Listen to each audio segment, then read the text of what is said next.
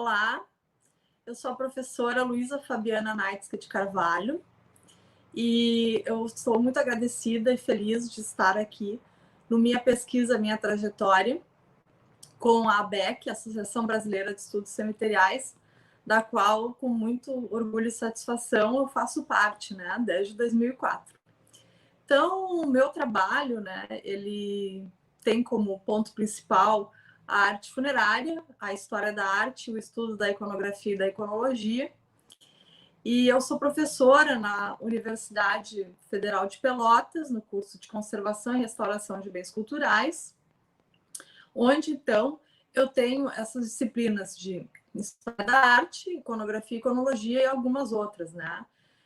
Então, eu procuro sempre nessas disciplinas dedicar algumas aulas, né, a expor os trabalhos dos marmoristas, dos artífices e artistas que atuaram, então, nas necrópoles aqui do Rio Grande do Sul, e aproveito para mostrar algumas outras no país e no mundo. O nosso trabalho na Universidade Federal de Pelotas, ele compreende também um grupo de pesquisa, do qual participam os acadêmicos desse curso de Conservação e Restauração, que eu já mencionei, e esse projeto de pesquisa ele se chama Marmorabilia. O nosso principal foco, nossa principal atuação é com as visitas mediadas nos cemitérios, as caminhadas diurnas e noturnas que a gente realiza aí no cemitério de Pelotas e nos cemitérios de Porto Alegre. Então, muito obrigada pelo convite, muito grata pela participação. Então, a nossa primeira pergunta da entrevista, né? Por que a morte ou os cemitérios como tema e quando ocorreu este encontro ou o início de sua pesquisa? Bom, essa história ela é muito particular, assim, né? Eu já tenho uma presença da morte muito forte desde quando eu fui concebida, assim, né? A minha mãe contava para mim uma história muito interessante quando eu era pequena, de que quando eu estava na barriga dela, né, o meu avô materno faleceu e ela foi no enterro, né, do meu avô, no velório. E aí, no momento que ela foi se despedir do meu avô, né, ela tocou na mão do meu avô e ela teve, assim, tipo, uma espécie de um desmaio, né? Ela, muito comovida com aquilo, né, teve esse desmaio. O que acontece é que aí eu passei uma boa parte da minha infância escutando histórias sobre o meu avô, e eu lembro que quando eu tinha uns 4 anos, eu pedia muito para conhecer o meu avô, né? E a minha mãe me mostrava uma foto dele, né? E dizia assim: ai, pois é, que pena que ele já se foi, porque ele ia gostar muito de ti, mas eu vou te levar para conhecer ele. Aí teve um dia de finados, né? O meu avô ele está sepultado lá no Cerrito Alegre, que é o interior de Pelotas, né? E nós fomos, então, para o cemitério visitar o meu avô. Aí, quando eu cheguei no túmulo, a minha mãe me mostrou o túmulo e disse: olha, esse é teu avô, agora tu conhece ele. Né? E aquilo me marcou muito. Eu fiquei muito à vontade no cemitério. Eu comecei a correr pelo cemitério, a brincar, a pular de túmulo em túmulo. Né? Quando veio a minha mãe foi me procurar, eu já tinha até desaparecido dentro do cemitério. Né? Então, essa foi uma relação muito pontual que eu desenvolvi, né, desde a minha infância. E quando eu tinha 13 anos, eu morava ainda no interior de Pelotas, né? E um dia eu fui para a cidade, então, e muito cedo eu saí da casa da minha tia, mal assim, amanhecendo, e fui para a frente do cemitério, porque eu queria muito conhecer o cemitério, eu queria muito entrar no cemitério. Aí, quando eu cheguei na frente do cemitério, estava aquele sol despontando, né? Projetando os raios sobre as lápides, né? E eu lembro de entrar no cemitério, de ver aquele sol delineando as esculturas, e eu olhei aquilo assim e eu disse: gente, isso é muito lindo, né? E a primeira coisa que eu pensei foi: isso tem que ter algum significado, isso tem que dizer alguma coisa, porque eu nunca tinha visto aquelas esculturas daquele porte. Porque quando eu fui nesse cemitério do interior, onde meu avô está sepultado, né? Eu vi túmulos pequenos, túmulos de cemitérios de alemães, né, que são diferentes, né, desses túmulos que a gente vê nesses cemitérios, né, secularizados. E eu vi as esculturas, então eu me apaixonei. Quando eu já estava na universidade, né, eu comecei, então, a fazer algumas fotografias no cemitério, né? Isso quando eu estava na minha graduação. E essas fotografias eram fotografias artísticas, né? Mostrando as esculturas que eu tanto era apaixonada. E aí, lá por 2013, eu entrei num pós-graduação, né? Uma especialização, e eu descobri, então, que existia um campo de pesquisa chamado arte funerária, né? E eu disse, nossa, mas que coisa bacana isso tem como estudar as esculturas. E eu disse, bah, agora é que eu vou descobrir o que essas esculturas significam. E aí eu comecei a juntar tudo que eu podia de material, né? E tentar estudar, e tentar ir atrás. E nesse inteirinho me chamaram para fazer uma reportagem sobre a minha pesquisa na cidade de Rio Grande. Quando eu fui para Rio Grande, eu aproveitei para procurar o túmulo que estava no nome do meu pai, porque eu queria ver a efígie do meu avô paterno e da minha avó, porque eu não conhecia eles, eu não conheci. Então eu fui lá, eu encontrei o túmulo e aí eu conheci também os meus avós paternos. Então a minha relação com o cemitério, ela é completamente particular. Aí acontece que quando eu tinha esses 13 anos, né, que eu fui para o cemitério, me apaixonei, a minha mãe se mudou para frente do cemitério. E eu ia para o cemitério todos os dias. E naquela época, né, a gente, todo mundo de preto, ouvindo um som muito bom, né? Eu, as minhas amigas, meus amigos, a gente ia para o cemitério e passava a tarde no cemitério todos os dias. Então, isso se transformou, não tinha como ser diferente, isso tinha que se transformar no tema da minha pesquisa, no tema do meu trabalho, né? No grande tema assim, da minha vida, pode-se dizer, porque isso me deu também um conhecimento, assim, me deu conhecimento, me fez ser conhecida, né? Então, quando eu descobri que dava para estudar arte funerária, isso foi assim, foi muito rápido, porque aí em 2006 eu já concluí a tal da especialização. Em 2007 eu já entrei no mestrado na URGS, segui pesquisando cemitérios, comecei a pesquisar os cemitérios aqui de Porto Alegre. Em 2010 eu já estava no doutorado e tudo sempre com o cemitério. Aí eu passo no concurso para dar aula na Universidade Federal de Pelotas e a primeira coisa que eu faço, logicamente, é o quê? É montar um projeto de pesquisa para estudar cemitérios, né? Então, para mim, está tudo muito bem esclarecido. Acho que é mais ou menos aí que se inicia a minha pesquisa e o que eu faço, né? Não tem como não contar essa dimensão pessoal, né, da minha vida. Então, quem ou quais foram as maiores referências, autores, ações na sua formação para a temática? Bom, essa história é muito boa também, né? Quando eu estava fazendo a minha monografia de especialização, eu fui pesquisar sobre arte funerária, porque eu tinha um livro do professor Bellomo, que é o primeiro que eu vou dizer assim que eu li, que marcou muito, né, a minha trajetória de pesquisa. E aí eu fui pesquisar para quem mais que estudava isso. E eu descobri a professora Maria Elisa Borges. Foi incrível assim isso, porque veio tudo junto, né? E aí eu descobri o primeiro encontro da Associação Brasileira de Estudos Cemiteriais.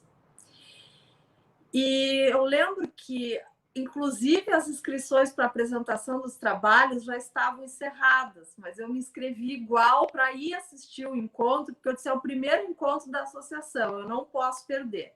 E o que aconteceu? Chegando lá, eu fui apresentada para uma série de estudos, para uma série de autores que eu ainda não conhecia, porque na minha universidade, naquela época, não se estudava o cemitério. Então, as pessoas não tinham, assim, ideia desse potencial que a gente tem hoje, né? Então, nesse primeiro encontro da ABEC, eu conheci a professora Maria Elisa, que veio a se tornar, assim, grande referência para os meus trabalhos, né? O professor Bellomo, que eu já conhecia a trajetória dele, né?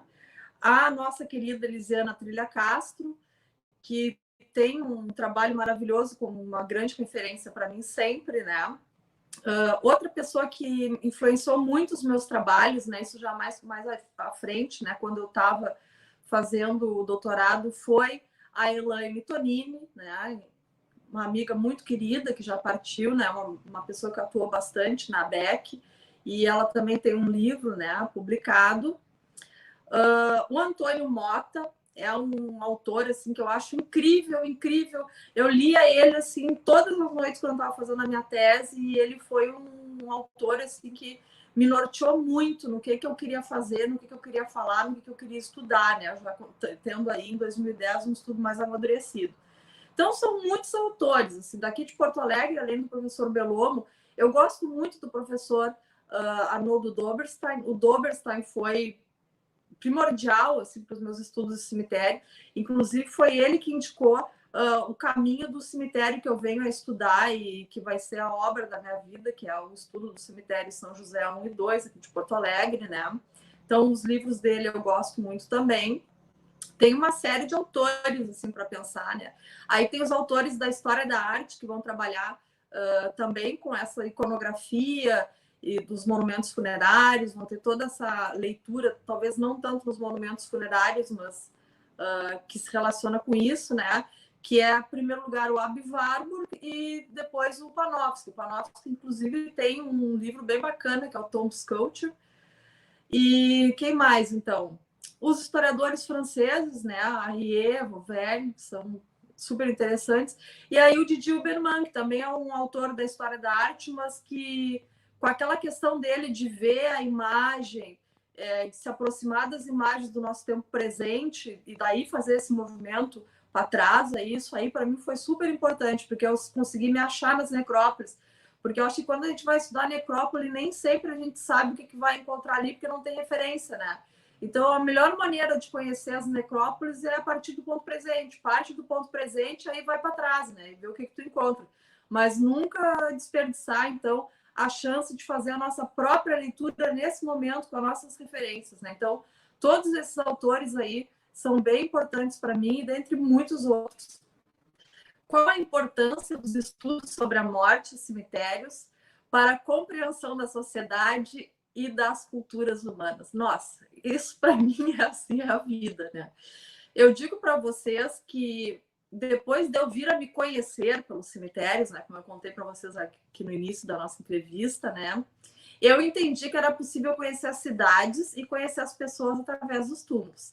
Então, sempre que eu viajo, tá no meu roteiro ir para cemitério, né? Inclusive, eu já fiz viagens para países movida apenas por conhecer seus cemitérios, né? Acho que ali no final eu vou falar um pouco sobre isso. Então, os cemitérios, em primeiro lugar, eles nos permitem que a gente se conheça, tá?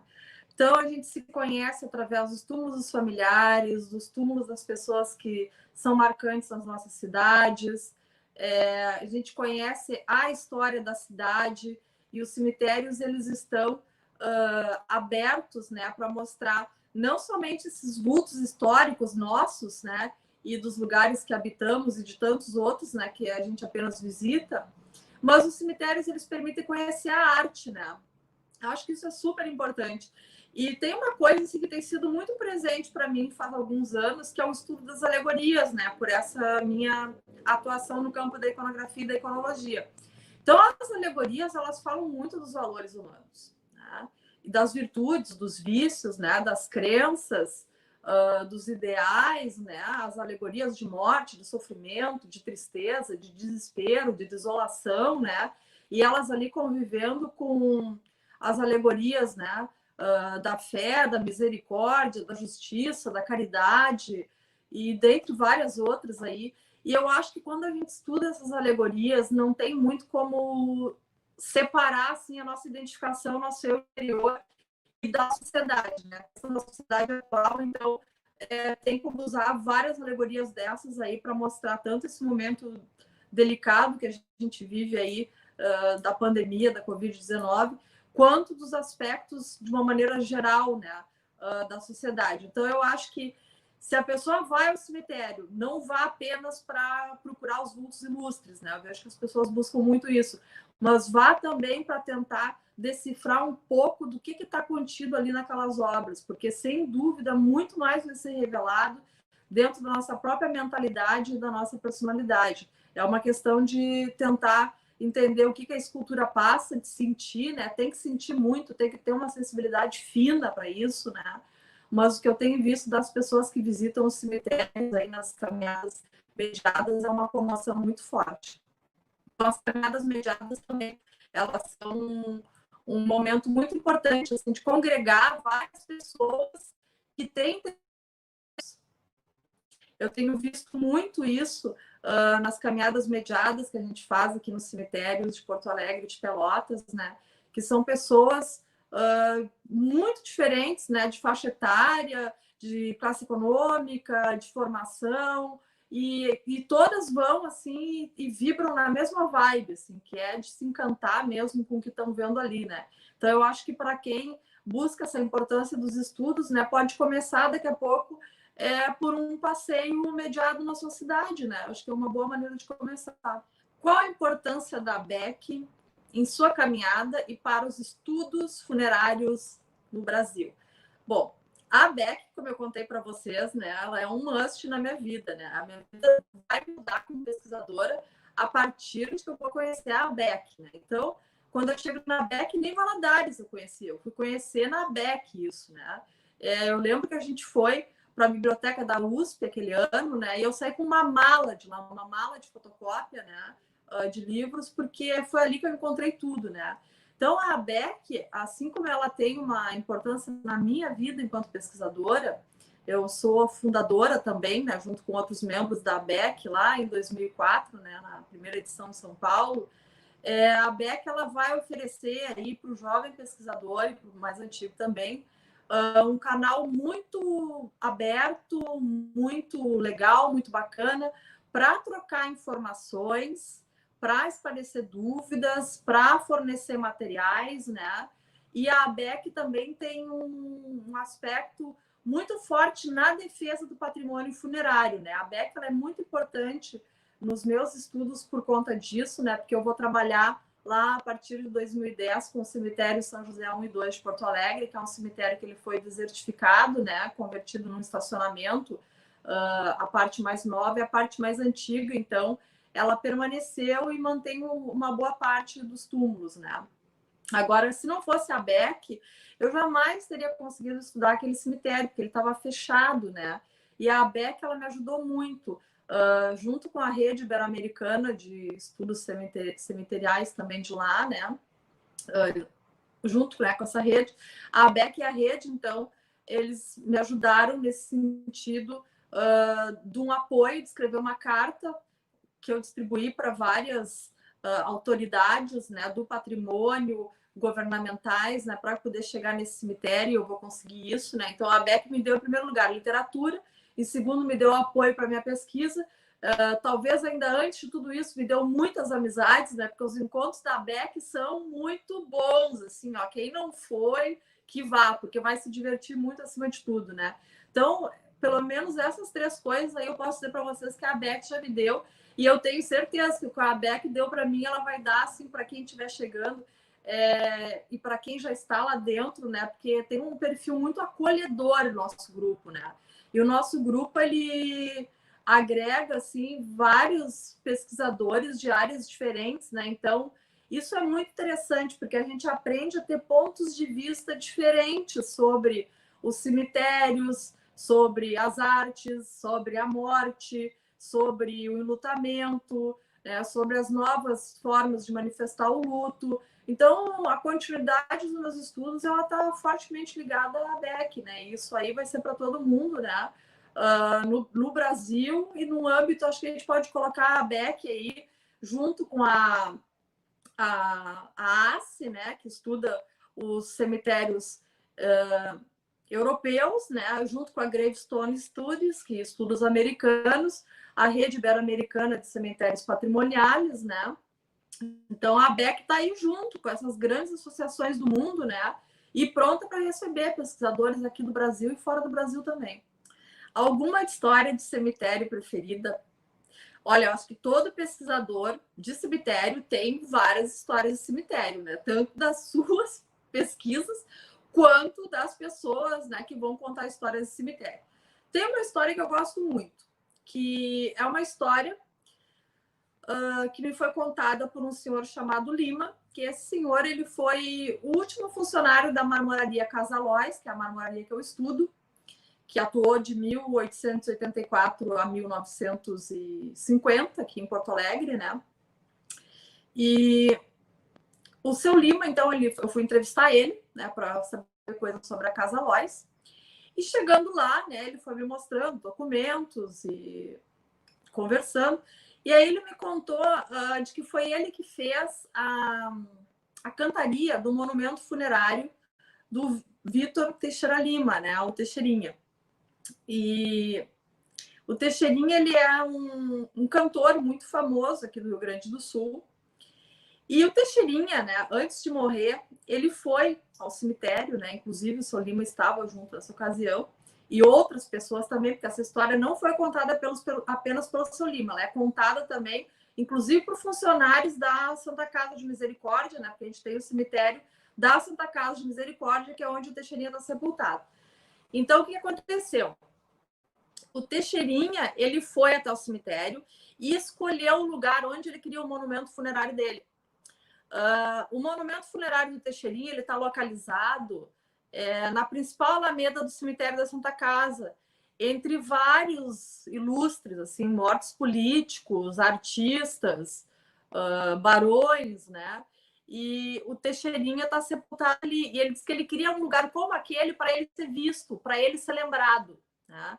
Então ele escolheu um túmulo assim bem na frente, né? E a escultura dele tem a própria imagem dele, né? Uma escultura que deveria ser de tamanho natural, colocada nesse monumento funerário. Então, quando a gente vai fazer as caminhadas noturnas do cemitério, sempre vem essa história, né? E o Teixeirinha, ele também escreveu algumas canções onde ele fala da questão do sepultamento, né? De quanto ele quer ser lembrado, do quanto ele quer ser, então, rememorado com uma boa alegria na vida das pessoas, né? Outro aspecto interessante disso, né, de falar da questão do Teixeirinha, é que esse monumento funerário, ele virou assim um ponto de peregrinação em finados. Então, todos os fãs do Teixeirinha, todo dia 2, né, vão lá para o monumento funerário e prestam as mais variadas homenagens.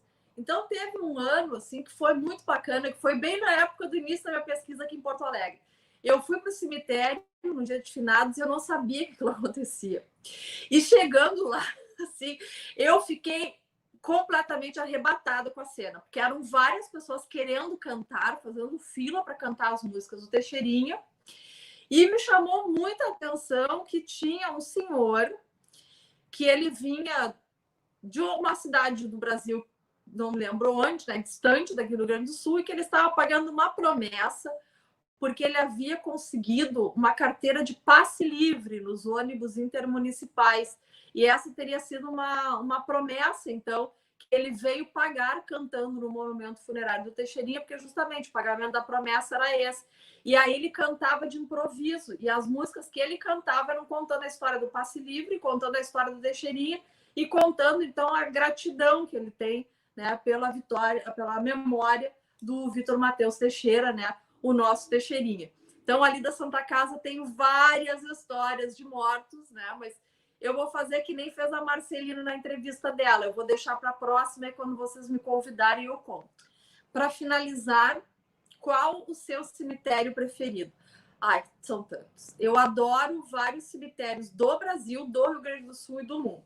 No Rio Grande do Sul, né? Obviamente que o meu cemitério do coração é o cemitério São José 1 e 2, né? Os cemitérios também do Memorial Martim Lutero, que era um evangélico 1 e 2, que são os cemitérios alemães aqui de Porto Alegre. Eu gosto muito desses cemitérios. Na verdade, eu sou suspeita porque eu gosto de todos os cemitérios aqui de Porto Alegre, né? Então, não vou deixar de falar de Santa Casa, de São Miguel, né? Mas esses cemitérios de alemães, eles são o meu xodó, assim. E aqui também, no Rio Grande do Sul, eu gosto muito do cemitério de Pelotas, que foi onde eu comecei, né, os meus estudos. E o cemitério de Jaguarão. Gente, o cemitério de Jaguarão é uma joia, né? Ele é pequenininho, ele é mimoso, ele é cheio de azulejos, de campas com epitáfios e fotografias, né? Não tem tantos túmulos de grande porte, mas tem charmes. Assim, aquele cemitério é puro charme. Então, quem não conhece, que visite, quem já visitou, que volte. Fora daqui, né, eu gosto muito do cemitério da Recoleta, não tem como, né? Gosto do Monumento à Perpetuidade de Paissandu, que é também fenomenal, fantástico. O pessoal de lá faz também um trabalho magnífico, né? de revitalização daquela necrópole, né? Que mais? Os grandes cemitérios, né? Eu fui no Père Lachaise, né? Eu ainda não tinha ido, e esse ano tive a oportunidade de ir, né? E assim, eu gostei muito do Père Lachaise, só que eu tinha uma teoria.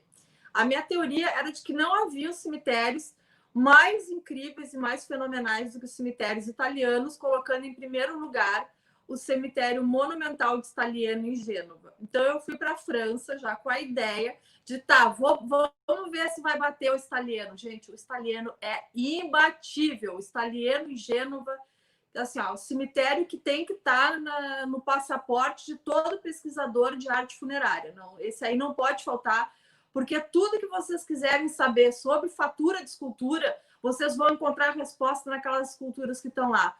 Porque aí a gente vai saber o quê? Que tudo que vem dali por diante, né, é releitura, é réplica, não necessariamente, mas, né, a qualidade daquelas esculturas, elas são hiperrealistas, né, e versam assim nas temáticas mais diversas possíveis, né.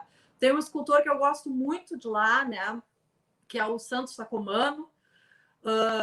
Tem muitos outros, né, que eu poderia citar aqui, mas ainda seguindo, então, os cemitérios favoritos, né, eu gostei dos cemitérios franceses, né, gostei do Père Lachaise, gostei do de Montmartre, Montparnasse, acho que foi o que eu gostei mais lá na França, né, em Paris. E é isso, eu acho que esses são os cemitérios que eu tenho para indicar para vocês. Também vá no Monumental, né, de Milão. O Monumental de Milano é, assim, o cemitério mais sensual que vocês podem pensar. Assim, lá tem várias pranteadoras, várias alegorias, várias nudezes, várias nudezes nos túmulos, né, tanto femininas quanto masculinas, né, uma verdadeira playboy da arte funerária, aquele cemitério, né? Então, só por isso já vale, ele é chocante. Então, acho que é isso, né? E quero agradecer muito a participação, fazendo essa entrevista, né, com meus colegas queridos, o Paulo e a Elisiana, agradecer a Beck, vida longa, Beck. Obrigada por poder fazer parte dessa história. Um grande abraço a todos.